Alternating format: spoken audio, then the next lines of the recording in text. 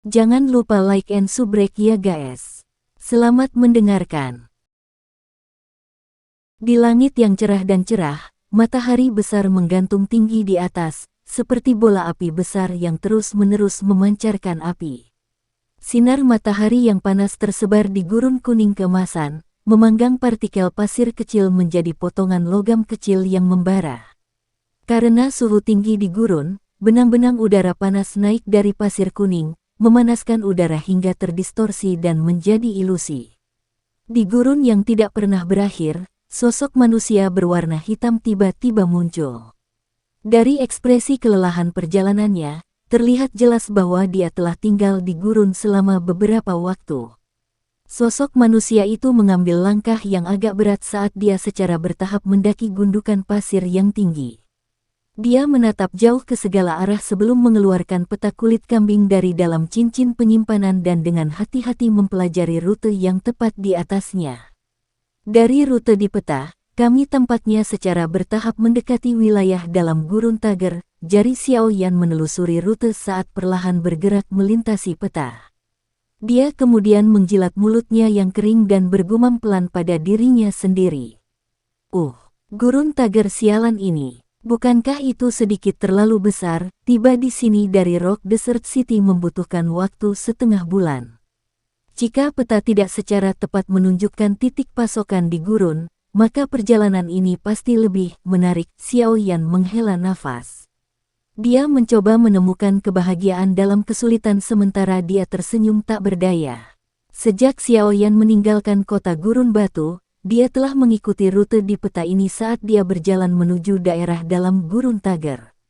Karena cuaca gurun sangat tidak dapat diprediksi, Xiao Yan hanya memilih periode waktu yang aman baginya untuk membuka sayap awan ungu dan terbang dengan cepat. Selama sebagian besar waktu, dia memilih untuk berjalan. Selain binatang ajaib yang bersembunyi di dalam lapisan pasir di gurun Tager, hal yang paling ditakuti orang adalah orang ular di gurun. Jarang ada orang di gurun yang ingin bermusuhan dengan mereka. Bagaimanapun, kemampuan orang ular untuk mengendalikan ular berbisa untuk secara diam-diam menyerang musuh mereka adalah sesuatu yang sangat sulit untuk dilawan. Namun ular orang ini, yang merupakan banyak masalah bagi orang biasa, tidak menimbulkan masalah bagi Xiao Yan yang memiliki peta yang tepat dan bantuan persepsi spiritual Yao Lao yang sangat kuat. Setiap kali bahaya mendekat, Xiao Yan akan dapat mengambil inisiatif untuk dengan mudah menghindari pasukan patroli suku ular. Tentu saja, jika dia tidak bisa menghindari pertemuan dengan ular rakyat, Xiao Yan tidak berniat untuk menunjukkan belas kasihan. Dia menggunakan taktik secepat kilat untuk membunuh mereka sebelum orang-orang ular bisa memberikan sinyal peringatan. Dia tahu persis seperti apa akhir yang mengerikan jika dia dikejar dan dikelilingi oleh sejumlah besar orang ular di gurun Tager. Namun, bahkan dengan bantuan sayap awan ungu dan peta, Xiao Yan masih menggunakan waktu setengah bulan untuk tiba di sini dari wilayah luar gurun Tager.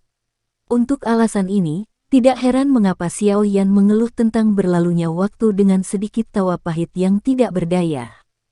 Jari Xiao Yan menunjuk ke rute yang dia jalani dan menelusurinya, akhirnya berhenti di titik merah yang mewakili bahaya.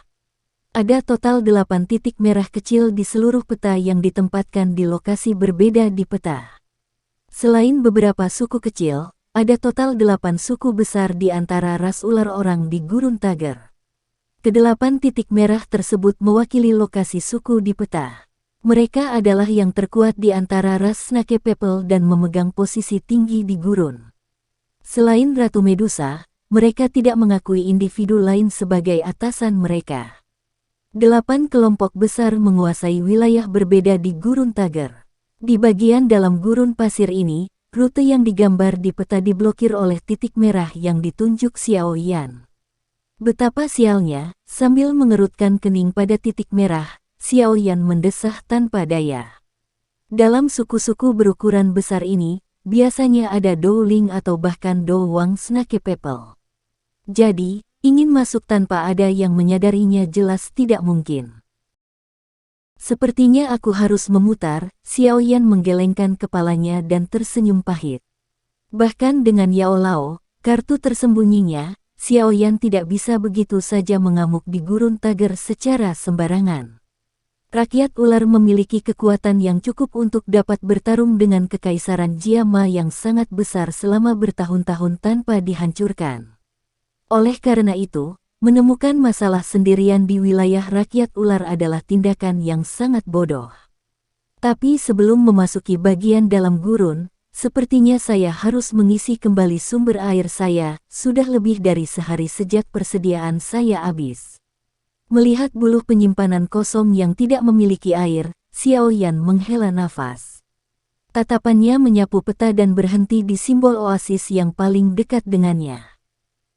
Tempat ini tampaknya agak dekat dengan suku Snake People. Setelah melihat simbol oasis, Xiaoyan melirik titik merah-merah yang tampaknya tepat di seberang simbol, dan dia mengerutkan kening tanpa sadar. Sayangnya, hanya ada oasis ini dalam radius 50 km, Xiaoyan bergumam pelan. Sesaat kemudian, dia tanpa daya menggelengkan kepalanya dan menyimpan peta itu ke dalam ring penyimpanan. Meski agak dekat di peta, kupikir jaraknya setidaknya beberapa kilometer, aku akan segera pergi setelah mengambil air. Orang ular seharusnya tidak bisa memperhatikanku. Petik 2. Setelah dia meyakinkan dirinya sendiri di dalam hatinya, Xiaoyan membuka langkahnya dan dengan cepat melangkah menuju oasis yang jauh. Seekor kuda bisa mati jika berlari menuju gunung yang dilihatnya. Sebuah peta juga dapat menyebabkan orang-orang berlari sampai kematiannya. Meskipun rutenya hanya sedikit panjang di peta, Xiaoyan harus berjalan kaki selama total 3 jam. Hanya ketika langit berangsur-angsur menjadi lebih gelap barulah sudut oasis hijau segar itu muncul dengan tenang. Melihat oasis kecil yang terletak di dataran, Xiaoyan menghela nafas lega. Dia mengencangkan penguasa suan berat di punggungnya dan dengan hati-hati menyapu pandangannya ke sekelilingnya. Ketika dia tidak menemukan jejak rakyat ular, dia menggunakan penutup langit yang semakin gelap untuk dengan sigap dan diam-diam menuju oasis. Saat dia secara bertahap mendekati oasis, udara panas di sekitarnya juga mulai menjadi dingin dan menyegarkan. Xiaoyan sekali lagi melirik sekelilingnya sebelum melompat ke hutan hijau segar. Tubuhnya secara bertahap tersembunyi di dedaunan. Xiaoyan dengan lembut mencium aroma rumput kecil di sampingnya sebelum dia menghembuskan napas dengan nyaman. Di dalam gurun, sedikit warna hijau dianggap sebagai harta karun oleh orang-orang. Telapak tangan Xiaoyan menyentuh dagunya saat tubuhnya bergerak melalui hutan. Matanya menyapu ke segala arah, mencari-cari di mana sumber air itu berada. Saat Xiaoyan secara bertahap mengalihkan pandangannya, dia juga perlahan masuk lebih dalam ke oasis. Dia akan menjadi sedikit frustrasi karena gagal menemukan sumber air ketika dia mendengar suara percikan air dari jarak dekat. Setelah mendengar suara air, Xiaoyan segera menghela nafas lega. Kegelisahan di hatinya juga dipadamkan oleh suara air yang jernih. Namun, sebelum dia hendak keluar dari hutan, tatapannya yang melihat keluar dari celah di dalam hutan tiba-tiba berhenti. Tubuhnya segera berjongkok dan napasnya ditekan ke volume terendah. Di jalan kecil yang menuju ke sisi lain oasis, beberapa wanita ular dengan tubuh bugar dan wajah dingin berdiri diam. Tatapan tajam mereka terus menyapu hutan di sekitarnya dan mereka memegang senjata mereka erat-erat di tangan mereka. Tampaknya mereka siap untuk membunuh siapa saja yang menyerang. Mungkin karena lingkungan gurun, tapi para wanita kaum ular ini berkulit sangat gelap. Penampilan mereka yang sedikit cantik disertai dengan mata berbentuk belah ketupat yang unik membuat orang-orang merasakan kecanduan yang aneh dan pinggang mereka yang menggoda seperti milik ular air.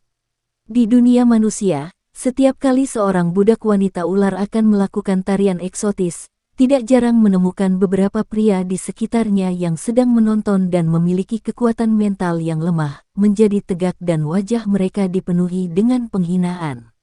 Secara alami, Xiaoyan saat ini tidak tertarik untuk mengagumi wanita cantik Snake People yang membuat ketagihan ular seperti pinggang. Ketika dia pertama kali melirik beberapa wanita Snake People ini, ekspresinya menjadi sedikit jelek. Alasan untuk ini adalah karena persepsi spiritualnya yang luar biasa membuat dia menyadari bahwa di antara beberapa orang ular perempuan ini, sebenarnya ada 4 dosis. Beberapa yang tersisa adalah dosis yang sangat kuat. Sialan, kenapa mereka berkerumun di sini saat ini? Mengamati wanita ular dengan formasi mereka yang agak kuat, mulut Xiao Yan terasa pahit. Dia dengan lembut tertawa getir saat dia mengalihkan pandangannya. Setelah menekan nafasnya sampai yang terlemah, dia perlahan-lahan menggerakkan tubuhnya dan dengan tenang dan hati-hati menuju ke tempat suara air berasal. Meminjam langit yang semakin gelap secara bertahap, Xiao Yan untungnya menghindari mata pemindaian kelompok wanita ular ini. Dia mengikuti suara air dan akhirnya mendekati sumber air. Jari Xiao Yan diam-diam membuka penutup daun pohon saat dia melepaskan pandangannya. Danau bersih muncul di hadapannya. Air danau yang bersih menyebabkan Xiao Yan yang kehilangan sumber airnya selama sehari tanpa sadar menelan sedikit ludah yang sudah jarang muncul sejak sehari yang lalu. Guyuran. Sama seperti Xiao Yan yang dipenuhi dengan kegembiraan dan berencana untuk mendapatkan air, suara air yang terbelah menarik pandangannya. Seketika, tubuhnya menegang. Mulutnya terbuka saat dia menatap kosong ke sosok manusia yang muncul di tempat air terbelah. Di dalam danau, punggung seorang wanita dengan sosok panas melesat keluar dari dasar danau. Dengan punggung menghadap Xiao Yan, dia mengguncang rambut panjangnya yang menempel di bahu seputih saljunya. Tetesan air menempel di kulitnya yang tampak begitu rapuh sehingga akan pecah jika ditiup seseorang. Tetesan air mengikuti kontur bahunya dan meluncur melewati pinggang sempitnya yang sangat menggoda dan akhirnya jatuh kembali ke danau, menciptakan riak. Meskipun mereka agak berjauhan, Xiao Yan masih bisa melihat dengan jelas betapa fleksibelnya pinggang yang ketat itu. Sulit membayangkan sudut mengejutkan seperti apa yang bisa dipelintir oleh pinggang sempit yang fleksibel. Tangan sempit wanita itu dengan sembarangan menjambak rambut panjangnya dan secara bertahap berbalik. Saat wanita itu membalikkan tubuhnya yang telanjang dan sempurna langsung terpapar pada penglihatan Xiao Yan. Orang yang masih perawan itu langsung merasakan darahnya mengalir deras. Tubuh sempurna yang tampaknya diukir dari batu giok putih itu seperti mahakarya surga. Dada yang lentur dan menonjol dengan bangga terlihat di udara yang agak basah dan sejuk. Di bawah sinar bulan yang redup, penampilannya sangat cantik dan mempesona. Mata indah berbentuk belah ketupat mengandung jejak kelembapan yang dipenuhi gairah. Di antara wanita yang Xiao Yan kenal, jika seseorang membahas tentang mempesona dan glamor, hanya Ya Fei dari kota Wultan yang dapat dibandingkan dengan wanita ini. Keok menatap wanita yang mempesona ini, tenggorokan Xiao Yan berguling sedikit. Telapak tangannya perlahan-lahan bergerak ke arah pahanya dan mencubitnya dengan keras. Rasa sakit yang luar biasa membuatnya pulih sebagian dari kesadarannya. Menyapu pandangannya ke sisi wanita itu, dia menemukan ekor ular berwarna hijau di bawah air danau yang transparan. Itu bergoyang, melepaskan perasaan menggoda yang liar. Ular orang, Xiao Yan bergumam lembut. Matanya menyipit dan sesaat kemudian, syok menutupi wajahnya. Dia menyadari bahwa bahkan dengan persepsi spiritualnya, dia tidak dapat menemukan tingkat apa yang telah dicapai oleh wanita telanjang ini. Ini cukup merepotkan, wanita ini setidaknya setingkat Dou Ling atau Dou Wang. Menelan air liurnya, Xiao Yan, yang dengan kasar menebak kekuatan wanita itu, hendak memilih untuk mundur ketika wanita telanjang di danau itu tiba-tiba mengalihkan matanya yang cerah ke posisi Xiao Yan. Dia segera berkata dengan syok di dalam hatinya, bagaimana dia bisa menemukan saya dengan Yao Lao membantu saya menyembunyikan kisah. Mata seperti mata air dari wanita ular yang mempesona menatap tajam ke tempat Xiao Yan bersembunyi.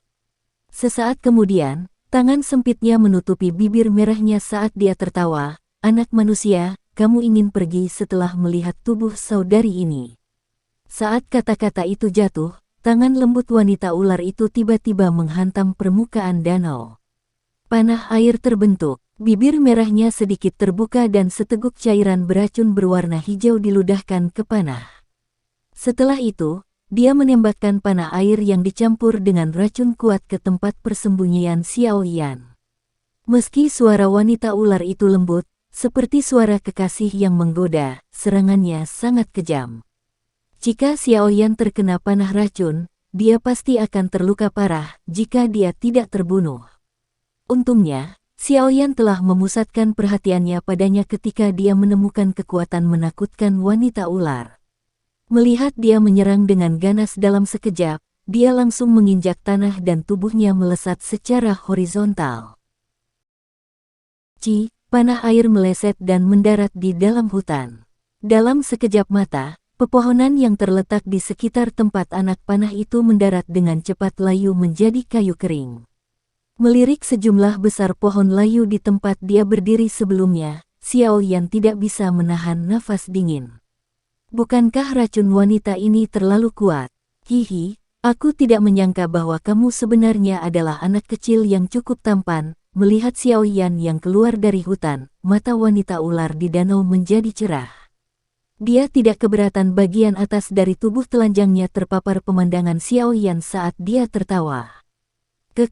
Kakak perempuan, kamu bisa mandi perlahan-lahan, aku hanya lewat. Sambil tertawa terbahak-bahak, Xiao Yan menghadap danau dan dengan cepat melangkah mundur. Menyadari bahwa Xiao Yan dengan cepat mundur, wanita ular itu mengangkat bibirnya. Jari sempit dan panjangnya perlahan terangkat dan tiba-tiba bergerak seperti sedang menari. Saat jari halus itu menari, kekuatan dingin tiba-tiba melesat ke arah punggung Xiao Yan dari hutan lebat. Merasakan kekuatan dingin dari punggungnya, Xiao Yan sedikit terkejut. Tubuhnya bergetar sedikit dan jubah doki api berwarna ungu dengan cepat menutupi tubuhnya. Dia menjentikkan tubuhnya dan benang api berwarna ungu melesat di belakangnya dan menabrak kekuatan dingin. Suara lembut mengikuti dan api ungu perlahan menghilang. Kekuatan dingin berubah menjadi ular kecil berwarna-warni. Namun ular kecil ini sudah menjadi ular panggang. Menyapu matanya di atas ular kecil warna-warni itu, mata Xiao Yan bergerak-gerak tanpa sadar. Benda ini mungkin tampak kecil tapi racunnya sangat kuat. Bahkan jika seorang dosi diserang olehnya, hidupnya akan terancam jika dia tidak punya waktu untuk mengeluarkan racunnya. Kalian anak kecil memang memiliki beberapa keterampilan. Namun, ada ribuan ular berbisa bersembunyi di hutan ini. Apakah Anda berencana untuk membunuh mereka semua satu persatu? Si wanita ular dengan acuh tak acuh menatap ular kecil yang telah terbunuh. Dia kemudian membuka mulutnya dan gelombang suara aneh dipancarkan darinya. Mengikuti gelombang suara yang dipancarkan, hutan tiba-tiba mengeluarkan banyak suara gemerisik. Hanya dalam beberapa saat, pepohonan di sekitar Xiao Yan benar-benar tertutup oleh berbagai jenis ular berbisa. Mata dingin berbentuk segitiga dari ular berbisa ini menatap tajam ke arah Xiao Yan di bawah mereka. Begitu perempuan ular memberi mereka perintah, mereka akan memuntahkan racun mematikan dari segala arah. Xiao Yan menyaksikan ular berbisa yang benar-benar mengelilinginya dan merasakan kulit di kepalanya menjadi mati rasa tanpa sadar. Di saat yang sama, dia juga menyadari sesuatu. Tidak heran wanita sebelumnya bisa merasakan jejak dirinya. Dia sebenarnya lupa bahwa mereka memiliki kemampuan untuk mengendalikan ular berbisa, itu setara dengan menempatkan mata yang tak terhitung jumlahnya di dalam hutan lebat ini. Sepertinya mereka telah menguncinya saat dia memasuki oasis. Nona Yuemei, haruskah kita membunuhnya?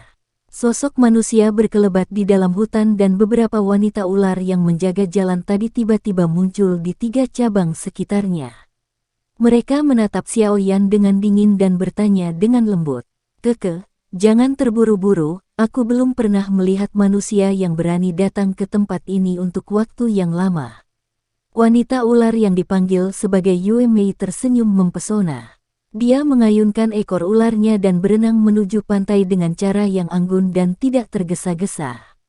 Setelah itu, tubuh indah telanjangnya berdiri di tepi danau. 2 sosok muncul dalam sekejap di belakang Yuemei dan menutupi tubuhnya dengan jubah berwarna hitam, menyembunyikan ketelanjangan yang bisa membuat darah pria manapun mendidih. Membiarkan bawahannya membantunya mengenakan jubah, Yue Mei menarik rambut hitamnya yang basah dari dahinya dan tertawa ke arah Xiaoyan. Anak kecil, bisakah kamu memberitahu kakak perempuan mengapa kamu muncul di sini? Anda harus tahu bahwa manusia jarang datang ke daerah dalam gurun Tager, apalagi muncul di oasis dekat suku. Jangan bilang Anda adalah mata-mata kekaisaran Jiama. Apakah kalian semua berencana untuk memulai perang lagi? Petik 2. Dari beberapa kata terakhirnya, Xiaoyan bisa dengan jelas merasakan ada rasa dingin dalam senyum mempesona Yue Mei. Batuk aku hanya lewat sini untuk mengambil air untuk diminum. Sedangkan untuk mata-mata, apakah saya terlihat seperti itu? Xiaoyan melambaikan kepalanya dan berkata dengan polos. Saat dia mengucapkan kata-kata itu, pandangannya menyapu tanpa ada yang menyadarinya, berencana untuk menemukan tempat untuk melarikan diri dari kesulitannya. Haha, kamu tidak benar-benar terlihat seperti. Mata menarik Yue Mei menjelajahi tubuh Xiaoyan sebelum dia tiba-tiba tersenyum dan berkata. Senyumannya sangat indah. Hihi, karena aku tidak terlihat seperti kakak, kamu bisa terus mandi. Saya mengucapkan selamat tinggal. Mengatakan kata-kata sambil tersenyum, kaki Xiaoyan menginjak permukaan. Sebuah ledakan energi terdengar dan sosoknya melesat dari danau ke dalam hutan di sampingnya. Kembali, tubuh Xiaoyan baru saja bergerak ketika seorang wanita ular di cabang pohon di sisinya muncul di depan rute yang dia ambil dengan cara seperti kilat. Tombak ular sempit di tangannya ditembak secara eksplosif ke arah kepala Xiaoyan. Dadoshi, merasakan gerakan doki yang kaya di tubuh orang lain, sudut mulut Xiaoyan bergerak-gerak tanpa sadar. Telapak tangannya menarik penguasa suan berat dan dengan keras menabrak ke depan. Penguasa suan berat gagal lewat. Kekuatan tekanan menekan tanaman kecil di dekatnya ke tanah.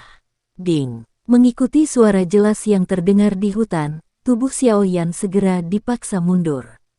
Kakinya mengambil lebih dari 10 langkah sebelum dia secara bertahap berbalik dan menghilangkan kekuatan yang menakutkan.